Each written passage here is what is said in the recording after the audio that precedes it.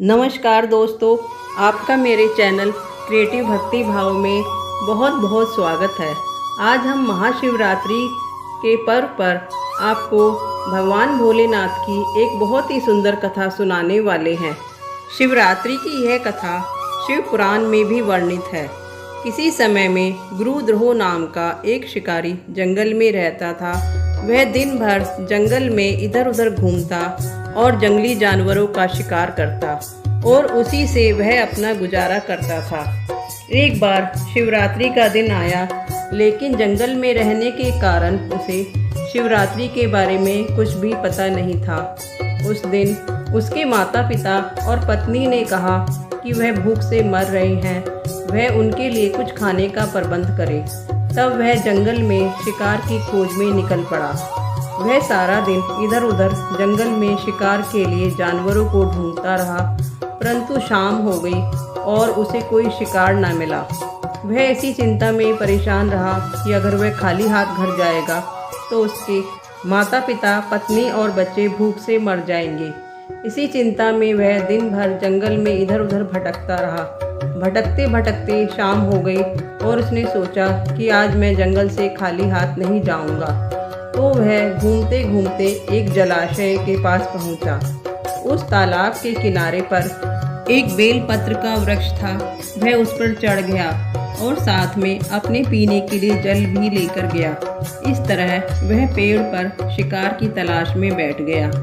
उसने सोचा कि कोई न कोई जंगली जानवर रात के समय यहाँ जलाशय में जल पीने अवश्य आएगा और मैं उस जानवर का शिकार करके अपने घर ले जाऊंगा, जिससे मेरे परिवार के लिए भोजन का प्रबंध हो सके। उस पेड़ के नीचे एक शिवलिंग भी था, जो सूखे हुए बेल पत्तों के गिरने से ढका होने के कारण किसी को दिखाई नहीं देता। रात का पहला पहर बीतने से पहले एक हिरनी पानी पीने के लिए उस जलाशय के पास आई। उसे देखकर शिकारी ने उसका शिकार करने के लिए तुरंत अपने धनुष पर बाण साधा। ऐसा करते समय उसके हाथ से झटका लगने से जल पात्र से कुछ जल छलक गया और साथ ही झटका लगने के कारण कुछ बेलपत्र जल के साथ शिवलिंग पर जा गिरे। ऐसा करने से शिकारी की शिवरात्रि की पहले पहर की पूजा अनायासी संपन्न हो गई। पत्तों के गिरने की आवाज़ सुनकर हिरनी ने वृक्ष की तरफ ऊपर देखा और वह शिकारी को देखकर डर के मारे कांपने लगी। उसने शिकारी से कहा, मुझे मत मारो। शिकारी ने कहा, मैं और मेरा परिवार भूखा है, मैं तुझे मारकर अपने परिवार के लिए भोजन का प्रबंध करूंगा। हिरनी ने कहा, आश्रम में उसके छोटे छोटे बच्चे उसकी प्रतीक्षा कर रहे हैं। वह आश्रम जाकर उन बच्चों को अपनी पति या अपनी बहन को उनकी देखभाल के लिए सौंपकर अवश्य वापस आ जाएगी। तब शिकारी उसे मार सकता है। लेकिन शिकारी को उसकी बात का विश्वास नहीं हुआ। फिर हिरनी ने यह कहते हुए शिकारी को अपनी बात पर विश्वास दिलाने का प्रयास किया कि जैसे यह धरती सत्य पर टिकी हुई है, जैसे समुद्र हमेशा अपनी मर्यादा में रहता है और झरनों से जलधार गिरा करती है, वैसे ही उसकी बात भी सत्य है। शिकारी को उस पर दया आ गई और उसने हिरनी को यह कहते हुए जल्दी वापस लौटना जाने दिया और हिरनी के वापस लौटने की प्रतीक्षा करने लगा। कुछ समय पश्चात एक दूसरी हिरनी जलाशय पर जल पीने आई। शिकारी उसको देखते ही सावधान हो गया और अपने धनुष पर तीर साधा। ऐसा करते समय अनायासी उसके हाथ के झटके से जल पात्र से कुछ जल और बेल के पत्ते वृक्ष के नीचे स्थित शिवलिंग पर जा गिरे। इस तरह से अनायास ही उसकी शिवरात्रि के दूसरे पहर की भी पूजा हो गई। पत्तों के गिरने की आवाज़ से हिरनी भयभीत हो गई और उसने पहली वाली हिरनी की भांति ही शिकारी से जीवन दान की याचना की, परंतु शिकारी ने उसकी बात को अस्वीकार कर दिया। तब हिरनी ने कहा कि मुझे पता है, जो वचन देकर पलट जाते हैं उनके जीवन में किए हुए सारे पुण्य नष्ट हो जाते हैं, इसीलिए मैं अवश्य आऊँगी।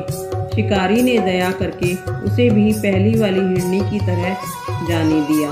अब शिकारी इस बात को लेकर परेशान हो रहा था कि अगर दोनों में से कोई भी हिरनी वापस नहीं आई तो उसके परिवार का क्या होगा, उन्हें तो भूखा ही रहना पड़ेगा।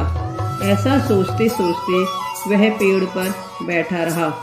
कुछ समय बीत जाने के बाद वहाँ पर एक हिरण पानी पीने के लिए आया और जब शिकारी ने उसे देखकर अपने धनुष पर तीर साधा तो पहले की तरह से ही उसके हाथ के झटके से शिवलिंग पर कुछ जल और बेलपत्र जा गिरे। इस तरह से उसकी तीसरे पहर की शिवरात्रि की पूजा भी अनायास ही संपन्न हो गई। पत्तों के गिरने की आवाज़ से वह हिरण सावधान हो गया और उसने शिकारी से पूछा कि तुम क्या करना चाहते हो। शिकारी ने कहा, मैं और मेरा परिवार भूखा है, उनके लिए भोजन का प्रबंध करने के लिए मैं तुम्हारा वध करूंगा। हिरण ने कहा, मेरे लिए यह बहुत प्रसन्नता की बात है कि मेरा शरीर किसी के काम आएगा। परोपकार से बढ़कर कोई धर्म नहीं है, परंतु अभी तुम मुझे जाने दो। मैं अपने बच्चों को उनकी माता को सौंपकर और उन सबको धीरज बंधाकर वापस लौट आऊँगा। शिकारी का हृदय शिव पूजा करने के कारण उदार हो गया था। उसके बहुत से पापों का नाश हो गया था। उसने विनम्रता पूर्वक कहा, यहाँ पर जो भी आए वह सब बातें बनाकर लौट गए। अगर तुम भी वापस नहीं आए तो मेरे परिवार का क्या होगा। हिरण ने शिकारी को अपनी बात का भरोसा दिलाने के लिए कहा, अगर मैं लौटकर नहीं आया तो मुझे वह पाप लगे जो समर्थ होते हुए भी असहाय लोगों की सहायता नहीं करने वाले लोगों को लगता है। शिकारी ने हिरण को जाने दिया और वह पेड़ पर बैठा बैठा सोचता रहा कि आज उसके परिवार के लिए भोजन का प्रबंध हो पाएगा या नहीं। तभी रात का अंतिम पहर शुरू हो गया और उसकी प्रसन्नता की सीमा नहीं रही। उसने देखा कि दोनों हिरनी और हिरण अपने बच्चों के साथ जलाशय की ओर आ रहे हैं। उन्हें देखकर वह सावधान हो गया और उसने अपने धनुष पर तीर चढ़ाया।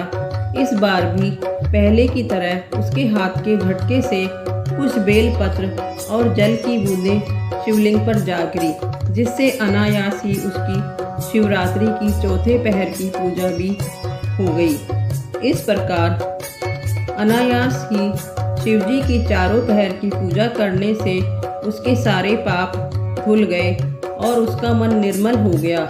उसने जानवरों को देखकर सोचा कि यह जानवर बुद्धिहीन होते हुए भी परोपकार के लिए अपना शरीर त्यागने के लिए तैयार हैं और मैं मनुष्य होने पर भी इतने सारे कुकर्म कर रहा हूँ और दूसरे जानवरों का वध कर रहा हूँ। धन्य है यह पशु जो बुद्धिहीन होने पर भी उपकार करना चाहते हैं और धिक्कार है मुझ पर जो मैं मनुष्य होते हुए भी कुकर्म करके अपना और अपने परिवार का पालन कर रहा हूँ।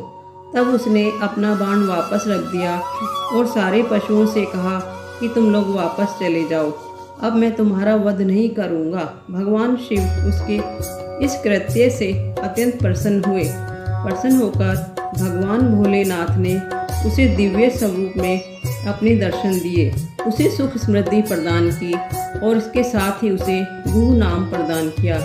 मित्रों, यह वही गुरु है जिसके साथ भगवान राम ने वनवास के दौरान मित्रता की थी। भगवान भोलेनाथ हम सभी पर अपनी कृपा दृष्टि बनाए रखते हुए सभी को सुख समृद्धि प्रदान करें। मित्रों, अगर आप मेरे चैनल पर पहली बार आए हैं तो चैनल को सब्सक्राइब करना ना भूलें और इसके बाद आने वाले घंटी के बटन को ज़रूर दबाएं, जिससे आपको आने वाली वीडियो की नोटिफिकेशन मिले और साथ ही साथ वीडियो को लाइक और ज़्यादा से ज़्यादा शेयर अवश्य करें। आप सभी को शिवरात्रि पर्व की हार्दिक बधाई। जय बाबा भोलेनाथ की।